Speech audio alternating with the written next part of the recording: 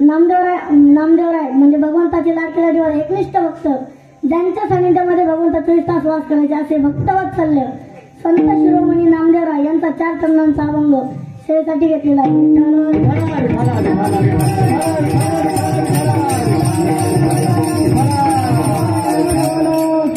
अभंगाचा सरळ सरळ अर्थ असा आहे की नामदेवराय भगवंताला म्हणतात की देवा तू मला हा देह दिलाय आणि हा देह कशासाठी दिलाय याची जाणीव मला झाली. देहदावा हो पांडुरंगी दृढभाव आणि तुझे जे चरण आहे ते मी कधीच सोडणार नाही. चरणाना सोडी सर्वथा आणि तुझी पंढरीनाथा. आणि तुला जर विश्वास नसेल तर तुझी शपथ घेऊन सांगतो आना तुझी पंढरीनाथा. आणि हे जे मुख आहे या मुखाने याची त्याची निंदा न करता याला त्याला शिव्या न देता तुझ्या मंगल अशा नामाचं चिंतन करीन तर ते कशाच रूपात. वदनी तुझे मंगल नाम वदनी तुझे मंगल नाम हृदय अखंडित प्रेम. हृदयामध्ये अखंडित प्रेम ठेवीन तुझे चरण माझ्या हृदयात ठेवीन. हे सर्व नियम केले मी पण चालवायचे मात्र तुला आहे. नामा म्हणे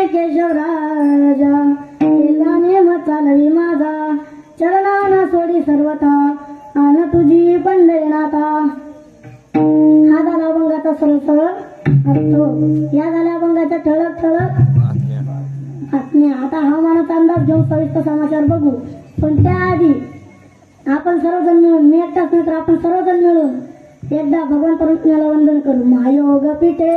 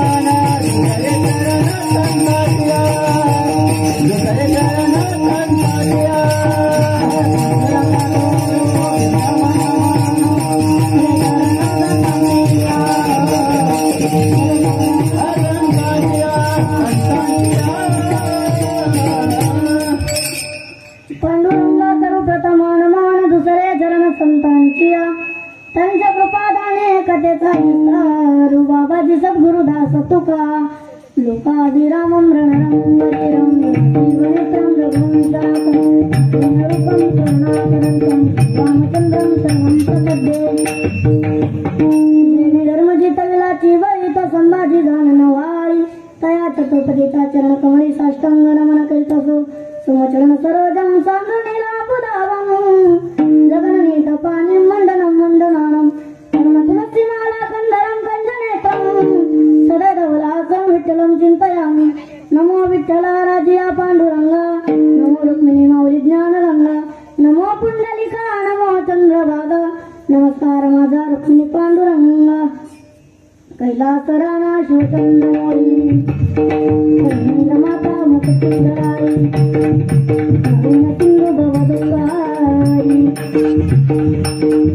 शंभो मलकोणतारी. देह जावा त्वरा हो पांडुरंगी दोड भाव चरणाना सोडी सर्वता आडा तुझी पंढरीनाथा. प्रस्तुत सेवेसाठी आपण सेवा करण्याच्या आधी अल्पसा पर्याय देणं उचित ठरेल. त्याच ज्ञानाप्रमाणे पर्याय द्यायचा पासा की सर्व संतांच्या कृपाशीर्वादाने तसेच ज्ञानोबराय तुकोबराय अधिकरून संत महात्म्यांच्या कृपाशीर्वादाने तसेच वैकुंठवासी वारकरत्न व अनिल महाराज जोंदडे व स्वर्णमय अनिल महाराज जोंदडे यांच्या मार्गदर्शनाने तसेच उपस्थित असणारे सर्व ज्ञानीजन गुणीजन गायक वादक टाळकरी माळकरी गुणीकरी मास्तर बालदार चौकदार खाली बसलेले श्रोतेवर्ग त्यामध्ये माझ्या माता भगिनी पिता वर्ग त्यामध्ये सर्वजण आले म्हणजे टाळकरी माळकरी दिना माळकरी खाणारे पिणारे म्हणजे चहा कॉफी वगैरे या तुम्हा सर्व माते पित्यांच्या दर्शनाचा योग मला प्राप्त करून देणारे आदरणीय हरिभक्त पारायण स्वर्णमय जमदडे व हरिभक्त पारायण भाऊसाहेब महाराज जाधव स्वामी यांच्या विद्यमानाने आजची ही कीर्तन नृत्य सेवा माझ्यासारख्या अज्ञानी बालकाच्या वाटेला आलेली आहे. म्हणून भगवंता त्याची सद्बुद्धी देईन तसे मी या ठिकाणी बोलण्याचा प्रयत्न करणार आहे. पण त्याआधी तुम्हा सर्वांना एक कळकळीची विनंती आहे की चालू कीर्तनात कोणीही बडबड करू नका आणि करायचीच असेल तर गुपचूप करा. तर तुम्ही म्हणशाल महाराज बडबड करी गुपचूप. मी सांगतो ना बडबड गुपचूप कशी करायची.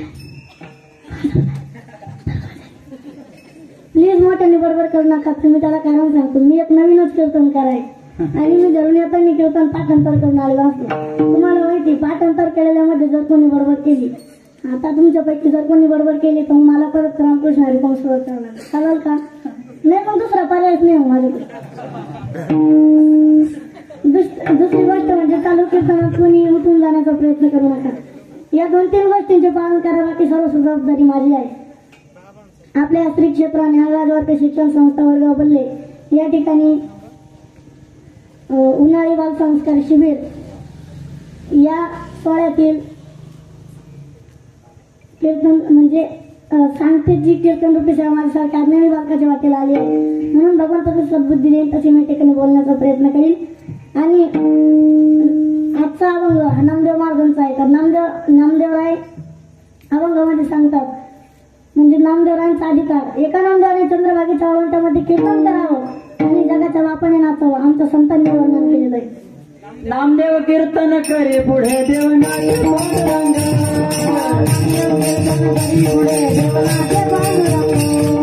नामदेव कीर्तन करे पुढे देव नाचे पांडुरंग.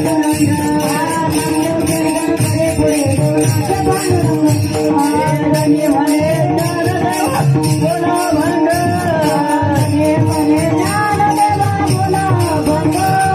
नामदेव कीर्तन करे पुढे देव नाचे पांडुरंग. नामदेव कीर्तन करे पुढे देव नाचे पांडुरंग. नामदेव कीर्तन करे पुढे देव नाचे पांडुरंग.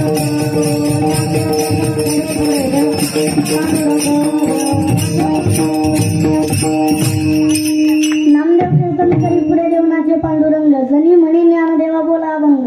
एकच टाळी झाली चंद्रभागे वळवंटी. माझा ज्ञानराज गोपाळाची लायावाची. म्हणजे एका नामदेवाने कीर्तन करावं आणि जगाच्या बापाने नाचव. आमच्या कीर्तनात साधी विनेकरी सुद्धा आलत नाही. तुम्ही नाही बरं का, तुम्ही नाचत आहे.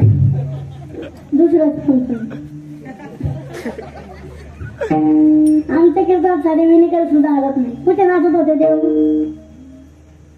रामभाऊच्या वरातीत नाही. आपल्या पण पॅन्टी गातात पण कुठं दुसऱ्याच्या वरातीत. किती नाचले देव नाही का?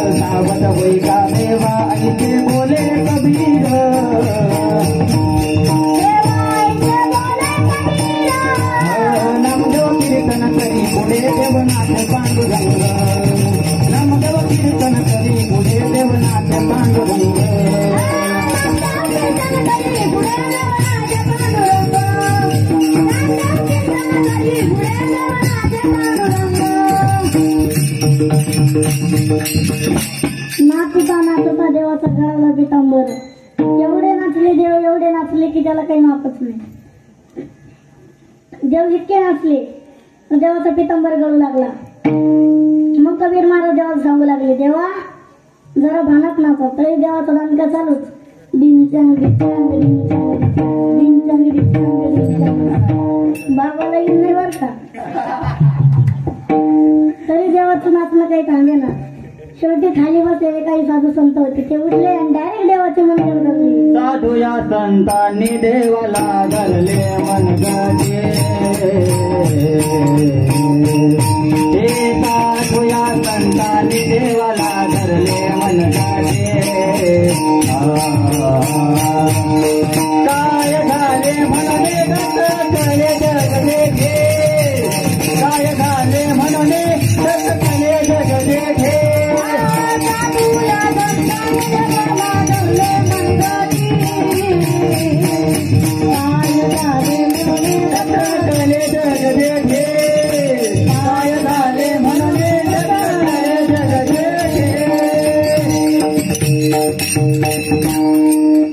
काय झाले म्हणून डचकले जगजेची. म्हणजे जशी एखादी बाई कीर्तनात झोपते तिच्या शेजारची ती म्हणते अय अगं उठ, ती म्हणते हं. तशी देव घाबरले. मग खाली बघताय तर आपला पिता बघतोय. तसेच देव गोइंग टू द वैकुंठ, तसेच देव वैकुंठात गेले. मला सांगायचं एवढंच की नामदेवाच्या कीर्तनात जगाच्या बापाने नाचो कमी अधिकार असेल का? एवढे अधिकार संपन्न नामदेव आहे. पण त्यांच्या जीवनातील एक गंमत ऐका ना. मी तुम्हाला प्रश्न विचारतो, नामदेवाला देव मिळाला का कळाला? नामदेवाला देव मिळाला का कळाला? तुम्ही ठरवलंय का आधी सोबत बोलायचं नाही? आधी तुमच्या युक्ती करा मग मला सांगा, नामदेवाला देव मिळाला का कळाला? तुम्ही म्हणता ना आम्हाला जर माहित असतं तुला काल बोलवलं असतं. नामदेवाला देव मिळाला का कळाला? नामदेवाला देव मिळाला पण कळाला नाही. कशावरून म्हणाल तर तुम्ही जर नामदेव गाथेचं ऑब्झर्वेशन केलं तर तुम्हाला ही गोष्ट कळून येईल की एक दिवस नामदेवरायांनी देवासोबत पैज लावली होती की देवा तुम्ही कोणत्याही रूपात या, कोणत्याही वेशात या, मी तुम्हाला ओळखल्याशिवाय राहणार. मग त्यावेळेस देव म्हटले अरे नामदेवा या गोष्टीला विलंब कशासाठी? मग देव म्हटले उद्या सकाळी तू गंगेवर स्नानासाठी ये, मी तेथे गंध लावण्यासाठी येतो. मग ठरल्याप्रमाणे नामदेवराय सकाळी लवकर उठले, गंगेवर स्नानासाठी आले आणि स्नान वगैरे झालं आणि हातावर गंध उघडले. सकाळचे 6 वाजले, 7 वाजले, 8 वाजले तरी देव यायला, 9 वाजले, 9:30 वाजले तरी देव यायला. मग शेवटी तिथे एक प्रकार घडला की एक भुंगा उडत उडत आला, ज्या हातावर गंध उघडलेला आहे त्या हातावर येऊन बसला. मग नामदेवराय म्हटले माझा भगवंत गंध लावण्यासाठी येणार आहे आणि या भुंग्याने गंध उष्टा केला. नामदेवरायांनी जशी उलट्या हाताची ठेवली तर तो काही अंतरावर जाऊन पडला. 2 मिनिटांमध्ये त्याची झांज गेली आणि 3ऱ्या मिनिटात तो भुंगा पुन्हा गंधात येऊन बसला. नामदेवराय म्हटले आता याला असं नाही, याला आता कणकाच दाखवला. नामदेवरायांनी जे सुईच्या हाताची ठेवली, जेव्हा सुईच्या हाताची ठेवली तो भुंगा गेला तर अजूनही आला नाही. मग नामदेवराय वैतागले. नामदेवराय रागारागाने घरी गेले, तशीच माग आवडत गेले आणि देवा समोर उभे राहिले. देवाला म्हणू लागले अरे देवा इतरांना फसवतो त्यात काही नाही, पण तुझ्यावर जीवापाड प्रेम करणाऱ्या भक्ताला तू फसवतोस. त्यावेळेस देव म्हटले अरे नामदेव पण झालं तरी काय ते तर सांगशील? मग त्यावेळेस नामदेवराय म्हटले वा वा वा देवा यालाच म्हणतात चोराच्या उलट्या बोंबा. देव म्हटले अरे नामदेव आपण झालं तरी काय ते तर सांग. नामदेवराय म्हटले काय देवा तुम्ही कालच माझ्यासोबत पैन लावली, तुम्ही गंध लावण्यासाठी येणार होते, तुम्ही तर डोकं सुद्धा बघितलं नाही. 6 वाजेपासून तर 9 वाजेपर्यंत वाट बघितली. मग त्यावेळेस देव म्हटले अरे नामदेव मी एकदा नाही 2दा आलो होतो. पहिल्यांदा आलो तर उलटी हाताची बसली, म्हणलं भक्तातून एकदा ना एकदा चुकी होतच असते. दुसऱ्यांदा येण्याचा प्रयत्न केला, जेव्हा सुईच्या हाताची बसली तेव्हा येण्याची इच्छा झाली नाही. मग त्यावेळेस नामदेवराय म्हटले देवा ते तुम्ही होते का? म्हणजे देवा भुंगा रूपी आले, म्हणजे भुंग्याच्या रूपात आलेले देव नामदेवाला मिळाले पण कळाले नाही. नामदेवरायांना देव कळावा हीच तर मला आमच्या छोट्याशा मुक्ताईला लागली होती.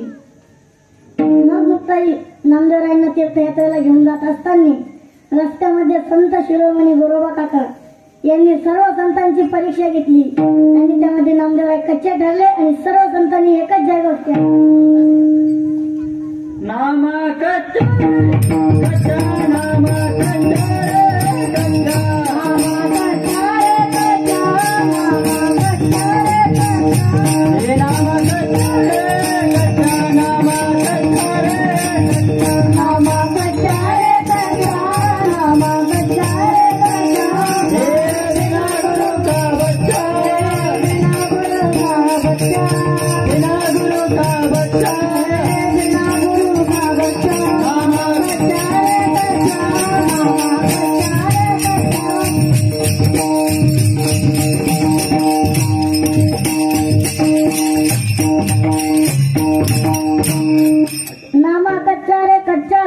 गुरु का बच्चा. मग नामदेवराय भगवंताकडे गेले आणि भगवंताला सांगू लागले, देवा अरे ही सर्वजण मला कच्ची म्हणता, मी खरंच कच्चा आहे का? त्यावेळेस ते म्हटले, हो नामदेव तू खरंच कच्चा आहे. मग त्यावेळेस नामदेवराय देवाला म्हटले, देवा मला पक्का होण्यासाठी काय करावं लागेल? मग त्यावेळेस देव म्हटले, नामदेव तू औंढा नागनाथ येथे जा, तुला तेथे विसोबा केतन नावाचे गुरु भेटतील, त्यांना तू गुरु करून घे. मग नामदेवराय नॉनस्टॉप औंढा नागनाथ. त्याच महारुनी घोड्याला निघाला, बाणूच्या नाही विसोबा केतराच्या वाड्याला.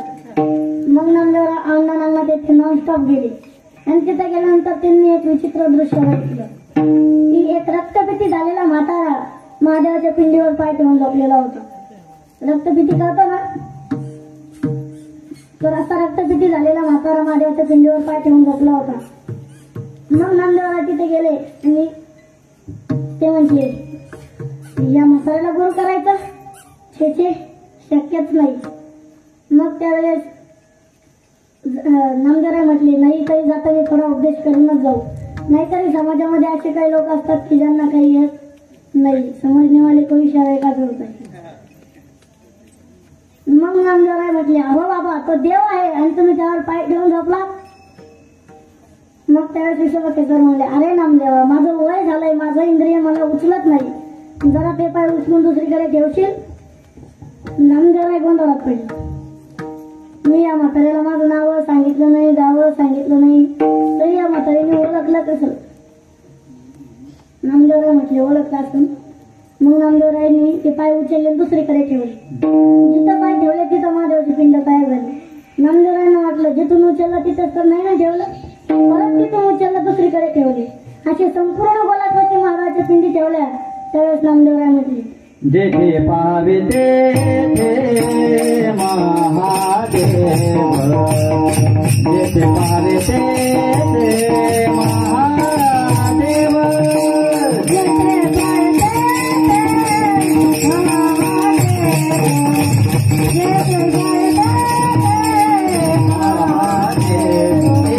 नाम म्हणे कोठे देव पावन, नाम म्हणे कोठे देव पावन, जेथे पाहावे तेथे महादेव, जेथे पाहावे तेथे महादेव.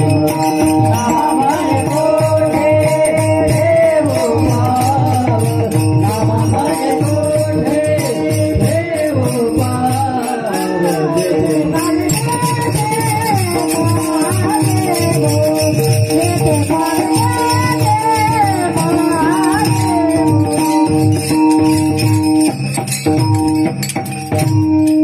नामा म्हणे कोठे ठेवू पाव, जेथे पावे तेथे महादेव. तुम्ही आजही औंढा नागनाथ येथे गेला तरी तुम्हाला तिथे संपूर्ण गोलाकृती महादेवाच्या पिंडी दिसतील. त्यावेळेस नामदेवराय म्हटले की हे काही सामान्य माणसे नाही. तर त्यावेळेस विसोबा केतरांनी नामदेवरायांच्या डोक्यावर हात ठेवला आणि म्हटले, लावणी हात कळवाळीला माता, सांगितली चिंता न करावी, सांगितली चिंता न करावी, सांगितली चिंता न करावी,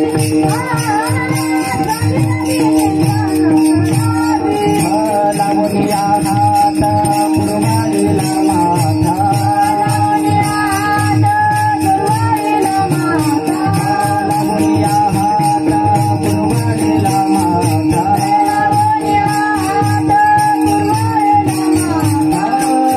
सांगितली चिंता न करावी, सांगितली चिंता न करावी,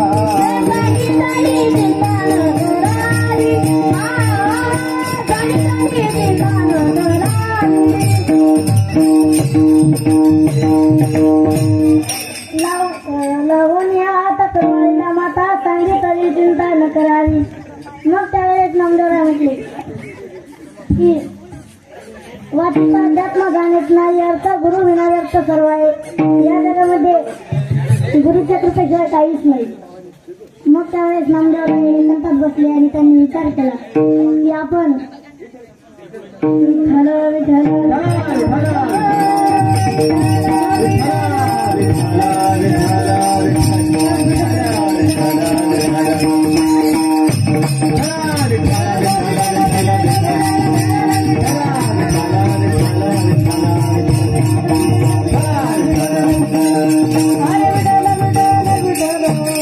नामदेवला एकांतात बसले आणि त्यांनी विचार केला की आपण संत जे आपल्याला जे सांगतात ते आपल्याला पचतं म्हणजे हा नरदेव आणि आपल्यावर संतांचे फार मोठे उपकार आहेत. संतांचे तर उपकार आहेत पण विशेष म्हणजे देवाचे खूप मोठे उपकार आहेत की त्या देवाने त्या भगवंताने आपल्याला हा नरदेह दिला.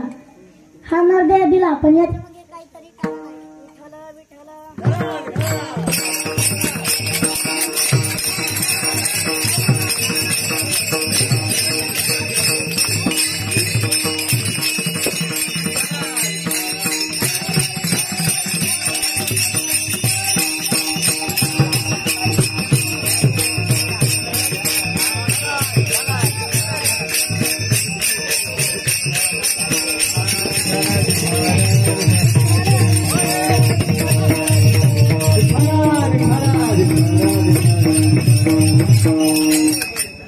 तर भगवंताचं यामागे कारण आहे.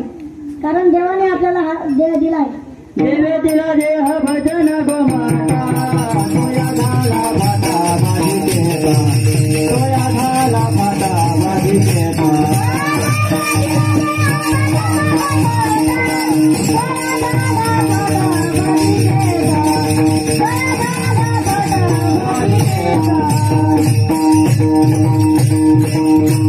देवे दिला देह भजन गोमटा तोया झाला पाटा भाडिकेचा. गोमटा म्हणजे सुंदर. बघा ना हा देह किती सुंदर आहे. तर हा सुंदर देह भगवंताने आपल्यासाठी दिलेला आहे. तर सर्वांनी आपापल्या देहाचं निरीक्षण करा की हा देह किती सुंदर आहे. सर्वात खाली तळपाय. तळपायाच्यावर गोटा आहे. गोट्याच्यावर पोटरी आहे. पोटरी नाही तर भाषेत तिच्यात कोंब आहे. पोटरी. पोटरीच्या अजून थोडं वरती आल्यानंतर आहे लवण्या म्हणजे ज्या वेळेपासून हे कोणी जोडतं. त्याच्या पुढच्या साईडने आहे गुडगा. या गुडघ्याची जर वाटी क्लिअर असली तर आपण कसाही पाय हलू शकतो.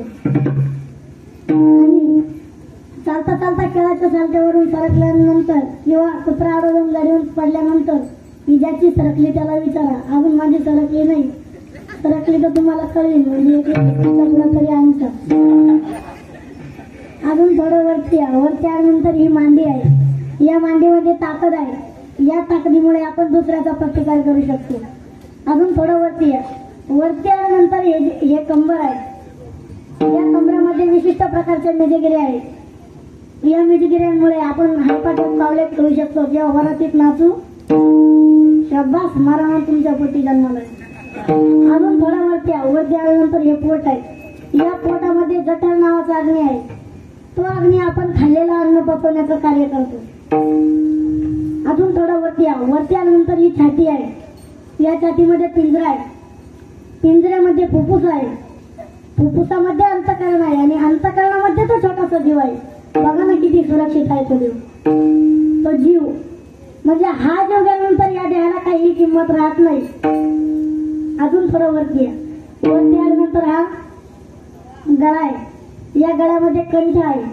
या कंठामुळे आपण नाना प्रकारचे राग घालवू शकतो किंवा आपण गायन करू शकतो. आणि तुमच्या माहिती करता सांगतो की पुरुषांपेक्षा स्त्रिया चांगल्या प्रकारे गायन करू शकतात कारण त्यांना ही गाठी नसते.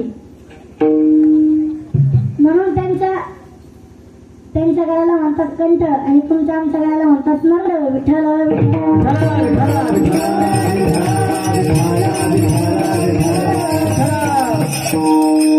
अजून थोडं वरती आहे. वरती आल्यानंतर ही नंबर प्लेट आहे. म्हणजे गाडीची ओळख जशी नंबर प्लेटवरून होते तशी तुमची आमची ओळख या चेहऱ्यावरून होते.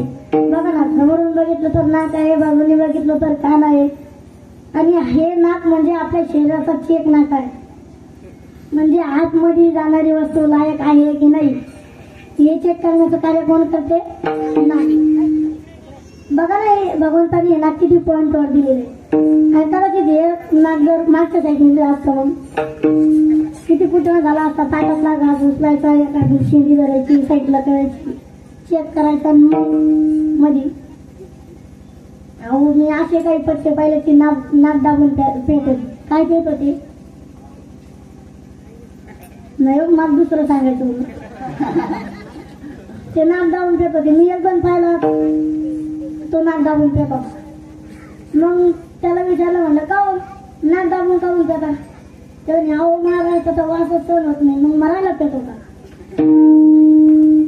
असे काही काही पत्ते असतात. अजून ही नंबर प्लेट आहे ना, हा शरीराचा चेक नाका. बघा ना, भगवंताने आपल्याला किती सुंदर देह दिलेला आहे. तर हा आता खाली मुख आहे. हे मुख आपल्याला भजनासाठी दिलेलं आहे, भांडण्यासाठी नाही तर भजनासाठी, भोजनासाठी सुद्धा नाही.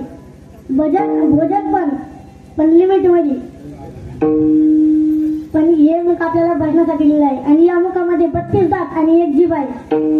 म्हणजे ते दोघं प्रेमात आहे म्हणून बरं आहे, नाहीतर या दोघांचे पण एकदा झालते. कबीर महाराजांनी सांगितलं, लिहून ठेवलेलं आहे. हे 32 दात मिळून ते एकट्या जीभीला म्हणतात, हम 32 तू अकेली माय, हम 32 तुम अकेली माय.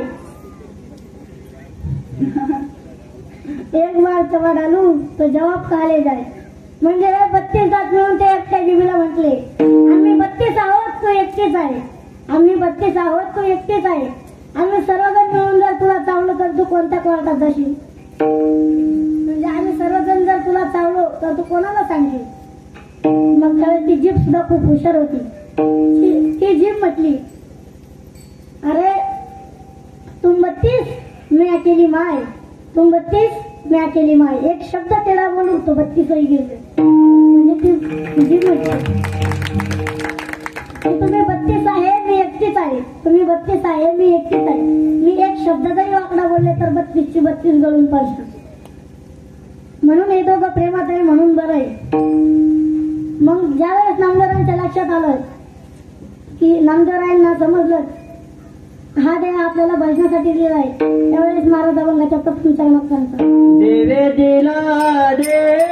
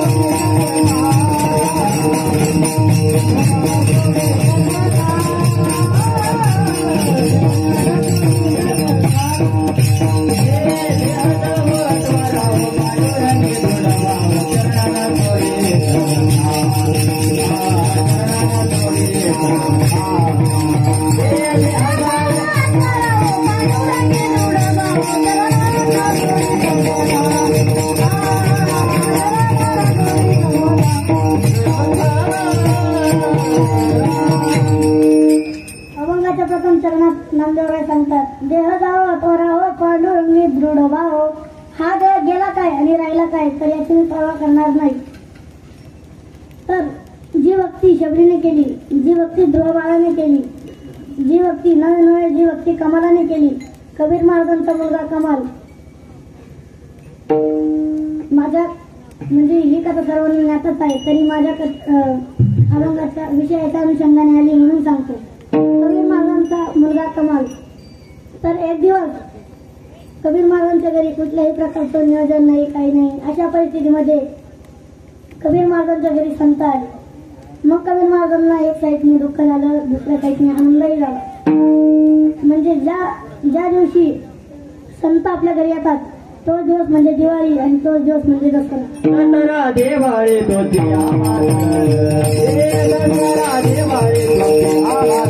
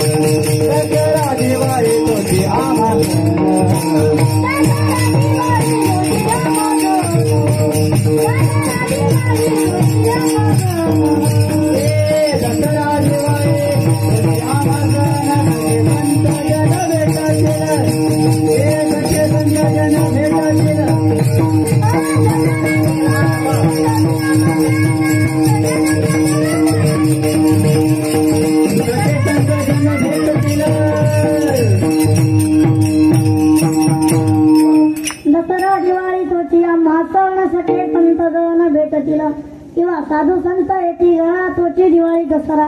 खरं तर हे प्रमाण पहिल्या काळात चालतं, आता नाही. आता असं म्हणाला, साधू संत येते घरा पुढचे दार बंद करा, मागच्या दाराने प्रवास करा, नाहीतर खेळतील भरा भरा.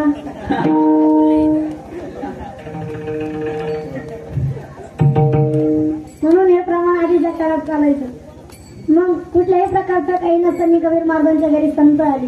मग त्यावेळेस कबीर महाराजांनी बसण्यासाठी आसन दिलं, पिण्यासाठी पाणी दिलं आणि आतमधल्या खोलीत त्यांच्या पतीला जाऊन सांगितलं की आपल्या घरी संत आलेले आहे, त्यांना खाण्यासाठी काहीतरी बनव. मग कबीरांची पत्नी त्यांना म्हटली की बनवला असता साधा खिचडी भात, पण तांदूळ काय, तांदळाच्या कण्या सुद्धा नाही. मग त्यावेळेस कबीर महाराज म्हटले आता चोरी केल्याशिवाय पर्याय नाही. मग संध्याकाळचे 8:30-9 वाजले होते. मग कबीर महाराजांनी विचार केला की आपल्याला वाण्याचं दुकान करून चोरी करावं लागेल. मग त्यावेळेस कबीर महाराजांनी पिशवी घेतली, सुरा घेतला आणि चोरी करण्यासाठी निघाले. तेवढ्यात कबीर महाराजांचा 11 वर्षाचा मुलगा कमाल परत आला आणि म्हटला, बाबा कुठे चाललाय? त्यावेळेस कबीर महाराज म्हटले, काही नाही रे बाळा, थोडं काम आहे बाहेर जाऊन. मग त्यावेळेस कबीर महाराजांचा मुलगा कमाल म्हणला, नाही बाबा मला माहित आहे तुम्ही कशासाठी चालले, तुम्ही जे काम करतात ते धर्मासाठी करतात, तुम्ही जी चोरी करतात ते पाप नसून ती पुण्य आहे. मग त्यावेळेस कबीर महाराजांच्या डोळ्यात पाणी आलं आणि कबीर महाराज म्हणू लागले, देवा काय उल्लेखाचे मुलगाला इतकं ज्ञान दिलं. मग त्यावेळेस कबीर महाराजांनी कमालाला घेतलं आणि वाण्याचे तिथं गेले. दुकानाला छिद्र पाडलं आणि कमालाला त्यातून आत टाकलं. कमाल मध्ये गेला आणि आतून कडी उघडली. कबीर महाराज आत गेले. आत गेल्याच्या नंतर नामदेव घाटामध्ये असं वर्णन आलेलं आहे की सर्वात प्रथम कबीर महाराजांना सव्या तराशी दिसल्या, म्हणजेच धन दिसलं. कबीर महाराजांनी विचार केला की हे आपल्या कामाचं नाही. कबीर महाराजांनी धन नाकारलं, पुढे गेल्यानंतर त्यांना जे काही लागत होतं डाळ, गूळ, मीठ, मिरची सर्व काय असं नसं सगळं घेतलं आणि परत येण्यासाठी निघाले. तर कबीर महाराजांनी विचार केला, आपण ही चोरी आपल्यासाठी करतोय, पण हे जर खरोखरच्या चोरांनी जर बघितलं तर या बिचाऱ्याचं संपूर्ण दुकान घेऊन निघेल. मग त्यावेळेस कबीर महाराज विचार करायला लागले. त्यावेळेस तो कमाल म्हटला, बाबा एक काम करा, तुम्ही बाहेर जा, मी आतून कडी लावतो आणि छिद्रातून बाहेर येताना वाण्याला जागा करतो. आणि मग कबीर महाराज बाहेर गेले. कमलाने आतून कडी लावली. कडी लावल्याच्या नंतर वाणी बाबा गाढ झोपलेला होता. वाणी बाबाला हलवलं, जागा केलं आणि कमाल छिद्राच्या दिशेने घाई पडू लागला. कमाल कमरेपासून तर मुडकेपर्यंत बाहेर आला आणि कमरेपासून तर पायापर्यंत खालीच राहिला, तिथे अटकला. मग त्यावेळेस वाणी बाबांनी त्याचे पाय धरले, कबीर महाराजांनी हात धरले आणि दोघांच्या ओळखाने तुमचा छोटासा कवळा जीव म्हणतो, बाबा बाबा वाचवा, मला खूप दुःख होत आहे, बाबा वाचवा. मग कमाल म्हणतो, बाबा एक काम करा, तुम्ही जर मला सोडून गेले तर सर्व जगाला माहित आहे की मी तुमचा मुलगा आहे. आणि तुम्ही जर चोरी करताय हे जर जगाला कळलं तर संतही तुम्हाला श्राप देतील आणि गावातले लोकही भिक्षा देणार नाही, तुम्हाला चोर समजतील. एक काम करा बाबा, माझं मुलगा कापा आणि घरी घेऊन जा. मग त्यावेळेस कबीर महाराज म्हटले, कापलं असतं तुझं मुलगा, पण तू एकटाच आहे, तू खूप हुशार आहेस आणि तू ईश्वरी देणगी आहे. मग त्यावेळेस कमळ म्हटला, बाबा मी जे सांगितलेलं आहे ते योग्य आहे, बाकी तुम्हाला काय करायचं ते का. मग 2-3 मिनिटं कबीर महाराज स्तब्ध उभे राहिले. 3ऱ्या मिनिटाला पिशवीतून सुरा काढला. 4थ्या मिनिटाला 4 दिशे कमळाचं मुंडकं कापलं आणि अश्रू ढाळत ढाळत घराच्या दिशेने निघाली. घरी आले आणि कबीर महाराजांच्या पत्नीने विचारलं, स्वामी तुमच्या सोबत आलेला 11 वर्षाचा कमाल कुठे आहे. कबीर महाराजांचे अश्रू आटून गेले होते. मग त्यावेळेस पिशवीतून रक्ताचे थेंब गळत होते आणि कबीर महाराजांच्या पत्नीने दक्षिण पिशवी हातातून ओढली. डोकवून बघितलं तर त्या छोट्याच्या कमलाचं मुंडकं त्या पिशवीत होतं. शोक करू लागली, ढसा रडायला लागली. मग त्यावेळेस कबीर महाराज म्हटले, अगं तू जर अशी रडलीस तर संतांना स्वयंपाक कोण करेल. जर संतांना जर कळालं होतं कारण तर ते विनमुख निघून जातील आणि आपलं तत्व हरण होईल. आपल्या नाही आपल्यासाठी तर आपल्या भक्तीसाठी तरी तुला स्वयंपाक करावा लागेल. काय ताकद असेल त्या आईमध्ये, काळजावर दगड ठेवला आणि स्वयंपाक बनवला. संतांना बोलू नये म्हणून दोघांनी संतांसोबत भोजन केलं आणि सकाळी संत ज्यावेळेस जाण्यासाठी निघाले त्यावेळेस वाटी लावण्यासाठी सोबत कबीर महाराज पण होते.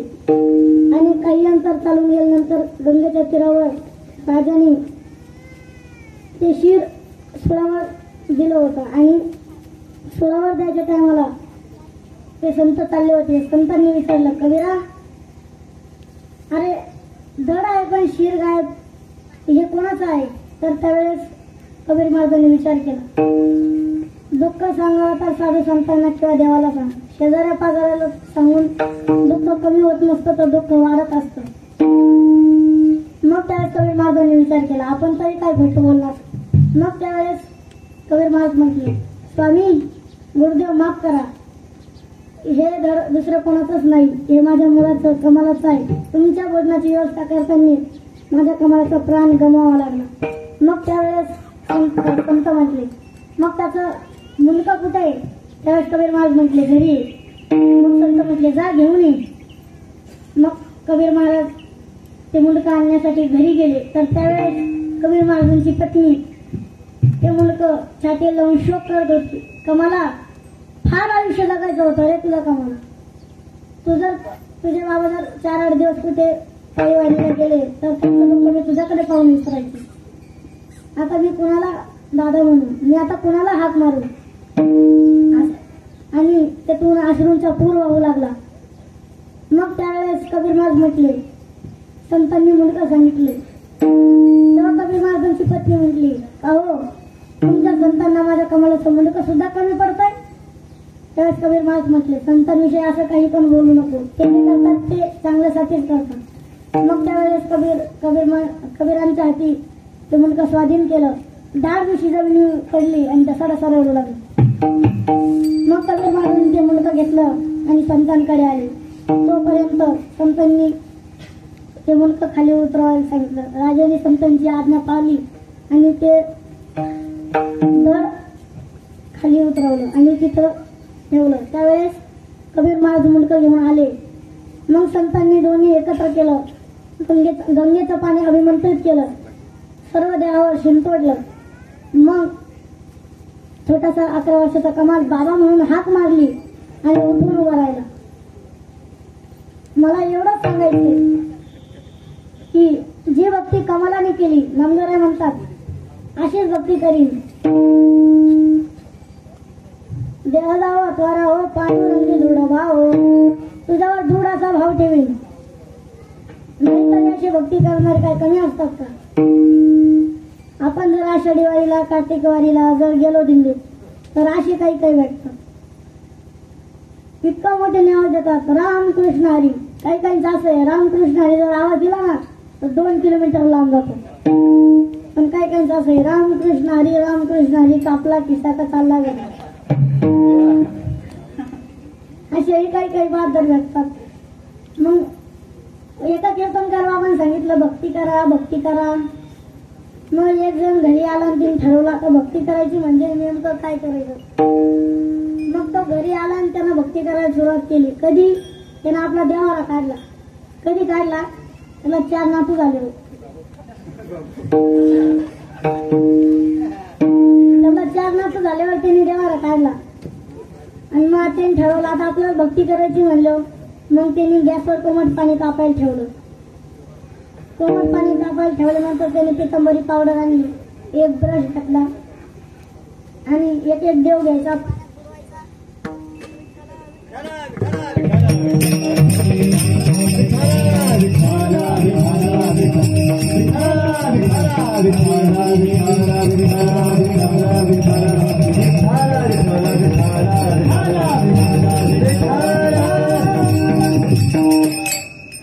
एक देव घ्यायचा, पाण्यात बुडवायचा आणि खरखर असं नसायचं.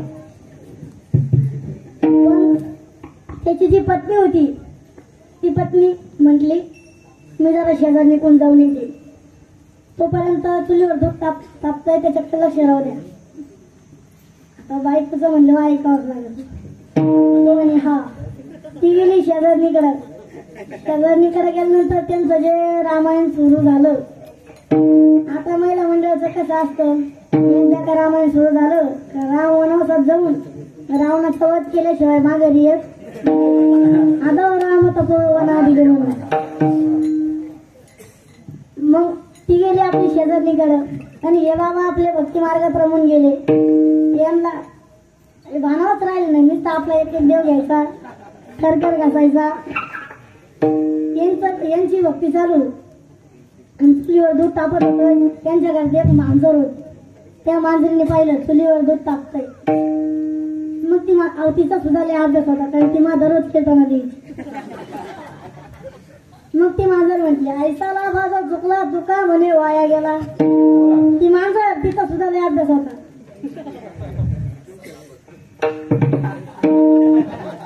मग ती मांजर हळूहळू दुधाकडे जायला लागली आणि त्या दूध सुद्धा विचार करायला लागलं. सारखं बघून या चला आपण पाहून तरी येऊ. येवळगाव गाव केवढं आहे. ते हळूहळू वर यायला लागलं. आणि मांजर हळूहळू तिकडे जायला लागली. तेवढ्यात या देव घासण्याचं लक्ष त्याच्याकडे गेलं. नेमकी मांजर दुधात तोंड घालणार तेवढ्यात त्याच्या हातात एक नांगरा देव होता. काय नाव त्याचं? हा तो रंगनाथ. जसा मांजरीचा हाणून फेकला मांजरीचा एका दणक्यात मनका येईल. मांजर मेव करतच पळाली. पण तुमच्या माहिती करता सांगतो तो जो रंगनाथ होता ना तो 2 ते 3 दिवस बेपत्ता. 4थ्या दिवशी त्याची बायको वट्टा झाडीत असताना तुळशीच्या तिकून वर तांगड्या करून पडे वाटतो. कोण? याला काय भक्ती म्हणतात का? मनी नाही भाव म्हणे देवा मला पाव देवा अशाने पावायचं नाही. थोर प्रेमाचा भुकेला, थोर प्रेमाचा भुकेला, थोर प्रेमाचा भुकेला, थोर प्रेमाचा भुकेला, थोर प्रेमाचा भुकेला, थोर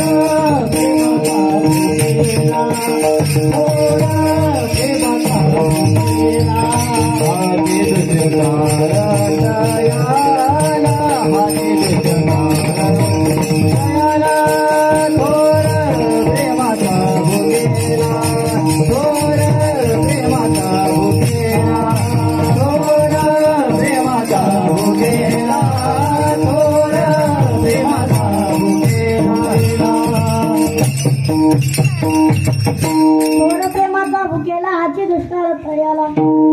मग नामदेवरायांच्या लक्षात आलं. नामदेवराय म्हटले की मी तुझे चरण कधीच सोडणार नाही. तुझ्यावर दूर असा भाव ठेवीन. अभंगात मृत्यू न सोडी सर्वदा न सोडी सर्वदा न सोडी सर्वदा न सोडी सर्वदा न सोडी सर्वदा न सोडी सर्वदा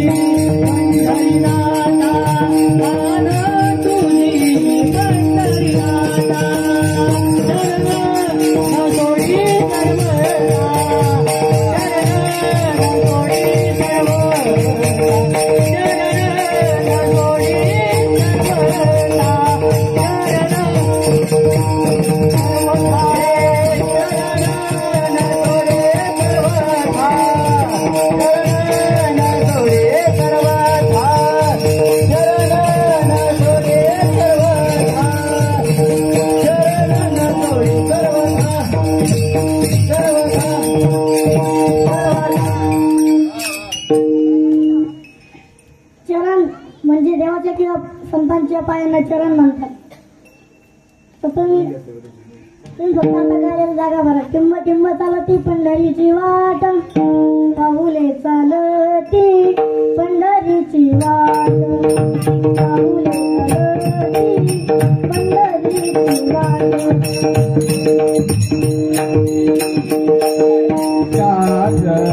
तुझी संसाराचे सोडून पाऊल चालते पंढरीची वाट, पाऊले चालती पंढरीची वाट.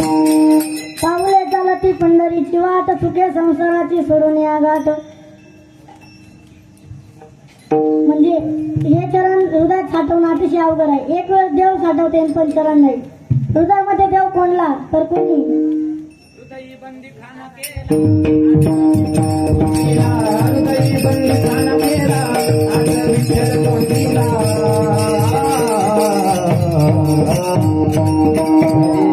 पंढरीचा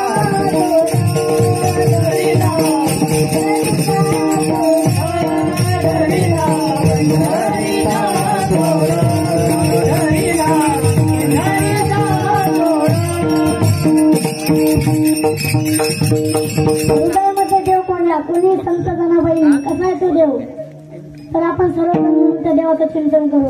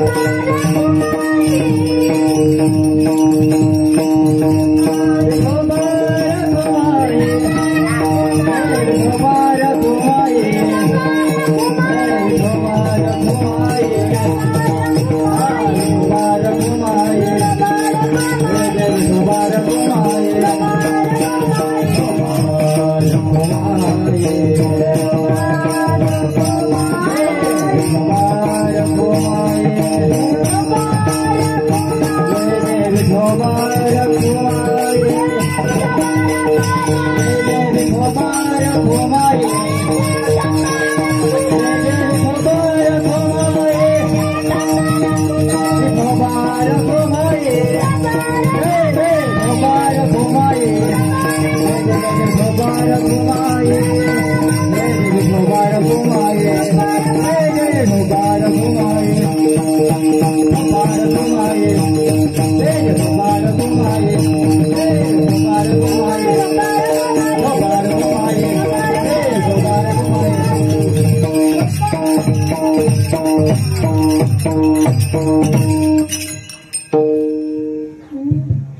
बोली तुझे मंगलनाम हृदय कंडीत प्रेम चरणाला सोडी सर्वथा आना तुझी पंढरीनाथा.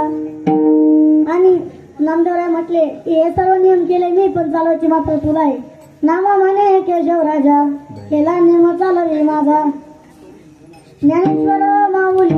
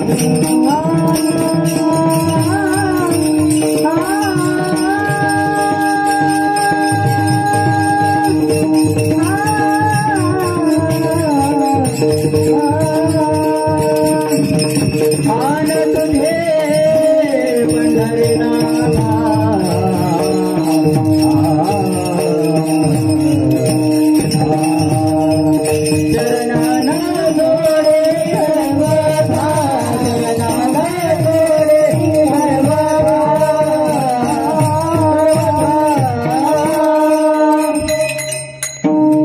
झालेली सेवा तुम्हा सर्वांच्या चरणी समर्पित.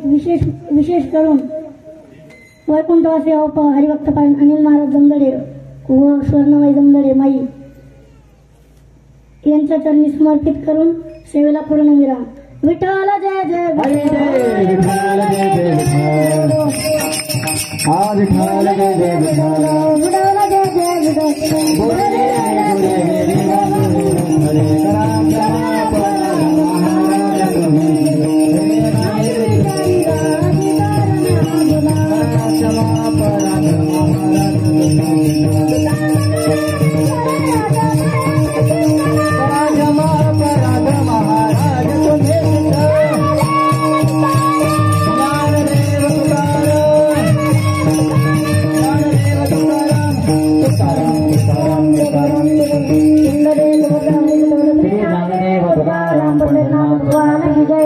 महाराज ईश्वर महाराज की जय. जगत गुरु तुकाराम महाराज की जय. बोलो रे भाई सब संदन की जय.